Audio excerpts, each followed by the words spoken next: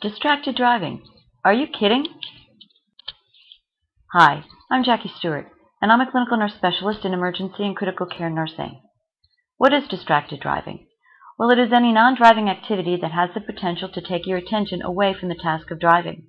It's a practice which is becoming increasingly more prevalent but can have horrific consequences. So what are the types of distractions that affect drivers? Well, there are three: visual, manual, and cognitive. Visual distractions are those which make you take your eyes off the road. Manual distractions are those things that make you take your hands off the wheel. And cognitive distractions are those things that make you take your mind off what you're doing, in this case, driving.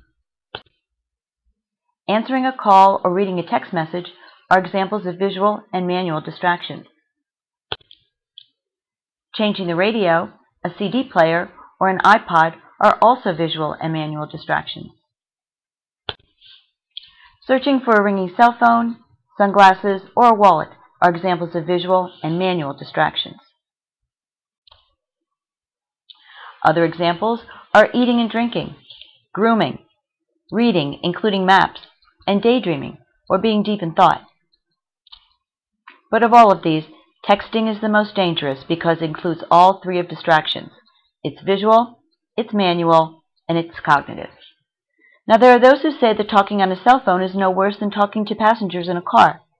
The difference is that other passengers in a car can help alert the driver to dangerous situations ahead. The proportion of fatalities due to drivers being distracted has grown steadily, but the highest percentage is still among the under 20 age group. But it's not just a teenage problem. As you can see from this slide, the study by the CDC identified that drivers between the ages of 30 and 39 actually report talking on their cell phones while driving at a rate equal to or greater than any other age group. But not surprisingly, 18 to 29-year-olds report the most frequent texting and emailing activity while driving. In 2009, a study by Liberty Mutual Insurance and Students Against Destructive Decisions, SAD, found that over 33% of teenagers surveyed said they often or very often text while driving. More than 25% of teenagers often or very often talk on their cell phones while driving, and 37% admitted to having been a passenger in a car driven by a teenager who was texting. 25% said they'd been a passenger in a car driven by a teenager who was talking on a cell phone. 50% of the teens surveyed said that they would speak up and ask a driver to pull over if the driver were talking on a cell phone or accessing the internet while driving, but they were less likely to ask a texting driver to pull over. What is the most common reason teenagers text while driving? Well, it's to update someone on their location, mainly friends and parents. But the most concerning statistic is that the majority of teens surveyed admitted that they did not abide by state laws restricting talking or texting on a cell phone while driving. So what exactly are the effects of distracted driving? Researchers at the University of Utah found that drivers who use a cell phone, either handheld or hands-free, demonstrated a delay in reaction that was equivalent to having a blood alcohol level of 0.08%. In most states, that's the legal limit for driving under the influence. The fact is, the human brain isn't wired to process two activities at the same time, and attempting to process these multiple activities actually slows down brain function. Reading a text message takes about 5 seconds. At 55 miles per hour, that's enough time to travel the length of a football field. Reading a text message is like traveling that distance blindfolded. So what is being done? Or, as one mother put it, why aren't people shouting from the rooftops about how dangerous distracted driving is?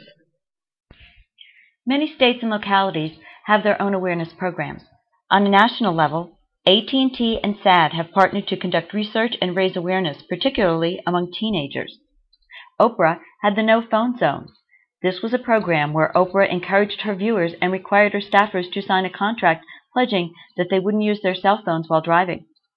The Occupational Safety and Health Administration has taken a very proactive approach by encouraging employers to adopt safe cell phone use policies for their employees who drive in their line of work. And texting thumb bands can be purchased. They're about $1.50 each, and drivers can wear them as a reminder not to text.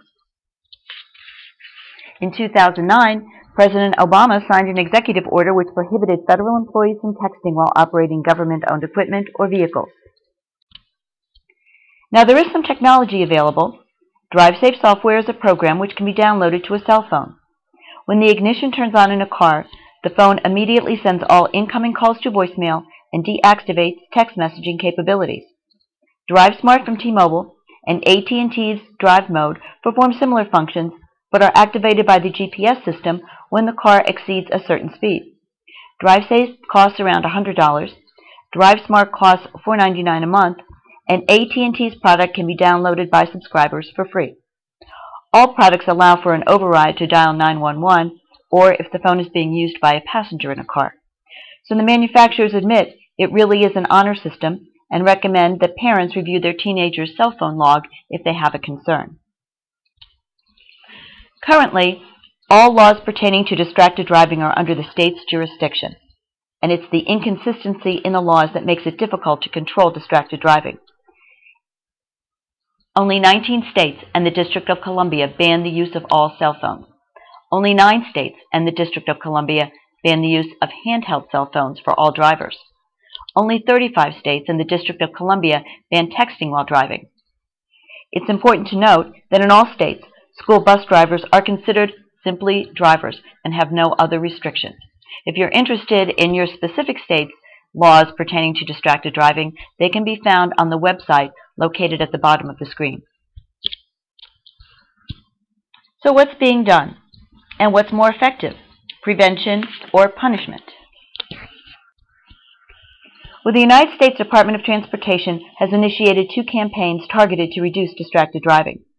Phone in one hand, ticket in the other is the law enforcement campaign to make drivers aware that violation of existing cell phone bans will be punished.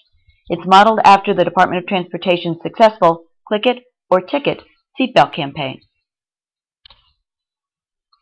Put It Down is the Department of Transportation's awareness campaign aimed to convey the message that putting the cell phone down and not calling or texting should be the norm, not the exception.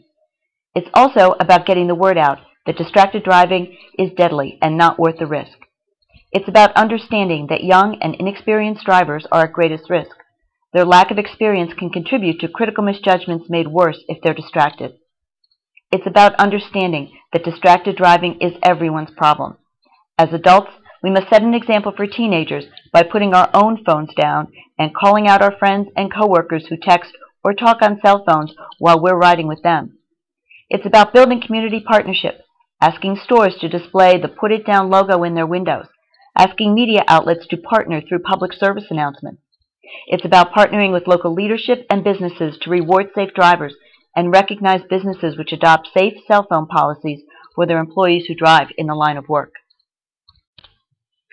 It's estimated that at any given moment, between 600,000 and 800,000 drivers are using their cell phone.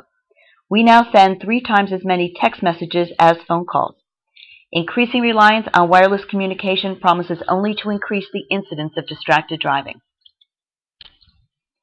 Distracted driving is 100% avoidable. Make it your mission to become aware of your state laws and contact your legislators if you don't think those laws go far enough. What we need are laws which ban all cell phone use by all drivers all the time. Most states don't have anything close. Be a good example. Turn off your cell phone when you get into a car. Let your friends and family know you won't answer calls while driving. Don't call or text others who are driving, especially your teenager, who may feel even more compelled to answer your call. Be observant for distracted drivers. They exhibit behaviors much like drunk drivers, such as drifting between lanes and off the side of the road. If you absolutely must use your phone, pull over in a safe area.